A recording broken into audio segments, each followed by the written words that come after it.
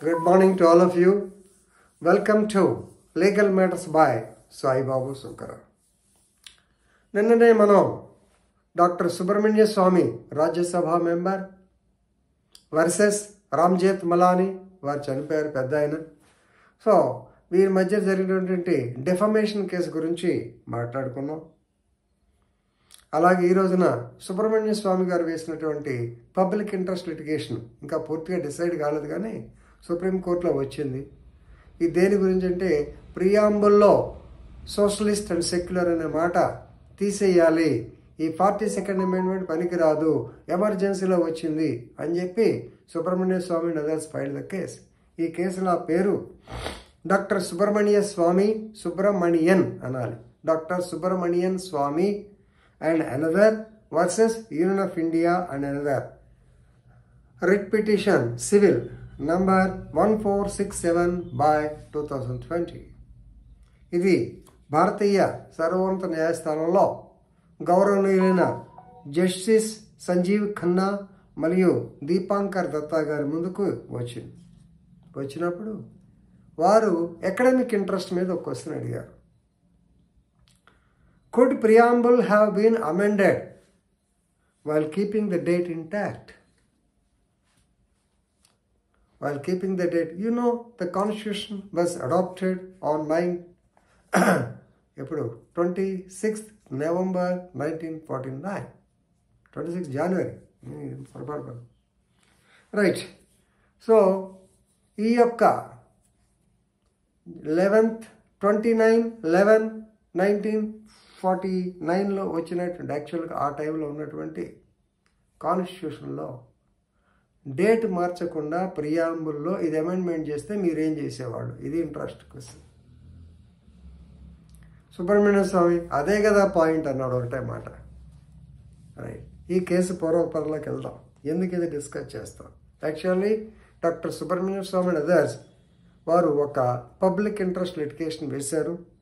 ఏమనంటే the words socialist and secular, which were actually brought as an amendment in the 42nd amendment, 42nd amendment in 1976. It was purposefully amended in a political view. అందుకని అప్పుడు మనం రష్యాని చూసి అనేవాళ్ళు, మాకు కూడా ఇంత పెద్ద నాలెడ్జ్ లేదు, కానీ ఇందిరాగాంధీ గారు ఎమర్జెన్సీ టైంలో రష్యాకి సపోర్ట్గా ఉంటూ ఈ సోషలిస్ట్ ప్యాటర్న్ని అమలు చేయడానికే ప్రియాంబుల్ అమెండ్మెంట్ చేసింది అనేవారు. అది నిజం ఒకటిదా పెద్దగా తెలియదు, కానీ తర్వాత లా చూస్తే అది అర్థమవుతుంది. Right, the public interest says this amendment is against to the historical and cultural ethos, historical and cultural themes of India అని చెప్పన్నారు. అలాగే కనెక్టెడ్ మ్యాటర్స్ కూడా ఉన్నాయి. Balram Singh versus union of India. Right, ఇక్కడ డౌట్ ఏంటి జడ్జి గారికి? Can preamble be amended earlier to 29/11/1949? అయితే ఏమైంది? అదే కదండి మా గొడవ, that is precisely the point అని సుబ్రహ్మణ్య స్వామి కూడా అన్నాడు. సో అక్కడ ఇంకో మాట కూడా అన్నారు. Parliament, no doubt, they have got the amending powers. Article anta 368. Keshwananda Bharati case, మీ అందరికీ గుర్తే ఉంటుంది. The Parliament has got power to amend the constitution, but the basic structure should not be disturbed. So 73లో వచ్చిన judgement, పెద్ద 13 ఎంతమంది కూర్చో 6 అనాలి, అంతమంది ఇచ్చిన జడ్జిమెంట్ అది. అలాగే ఆర్టికల్ 368ని కొన్ని సందర్భాల్లో డిస్ప్యూట్ చేస్తున్నారు. The amendment should not have been done, it is beyond the scope of article 368. అలాగే సుబ్రహ్మణ్య స్వామి గారు ఇంకో పాయింట్ తెచ్చాడు. Doctor Ambedkar he did not agree to insert these words.